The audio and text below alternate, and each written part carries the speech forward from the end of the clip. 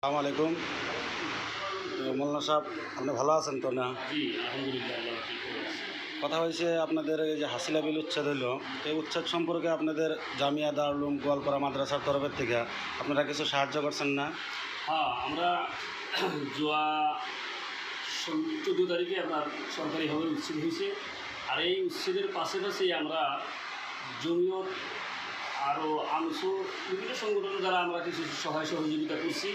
তার মধ্যে আমাদের গোয়ালপাড়া জামিয়া দারুল উলুম গোয়ালপাড়া হাফিজ জুদা মাদ্রাসা হাসিলাপাড়া, সেই মাদ্রাসার তরফ থেকে একটা টিম আমরা ওখানে গেছি। যাওয়ার পথে ওখানকার যেগুলো বাচ্চা যেগুলো স্কুলে পড়তো আগে, সেটা বেঘর বেসাহারা হয়ে গেছে, ওনাদেরকে আমরা কিছু ছাত্র মাদ্রাসার আনি। আর মাদ্রাসার আনার পাশে আমাদের মুহতামিম সাহেবের পূর্ণ সহযোগিতা, ওনার অনুমতি সাপেক্ষে আমরা মাদ্রাসা নিয়ে আসি। আর সেই মাদ্রাসার যে সাওয়ারগুলো নিয়ে আসা হয় ক্যাম্পের থেকে, সেই সাওয়ারগুলোকে আমরা এই মাদ্রাসার তরফের থেকে আপনার এই যে দেখেন ছোটো ছোটো বাচ্চা, আমরা এরকম পায়জামা পাঞ্জাবি, তাদের স্যান্ডেল ইত্যাদি আমরা যোগান ধরছি। এখানে খাওয়া দাওয়া থাকা ব্যবস্থা আমরা ইনশাল্লাহ করে দিচ্ছি।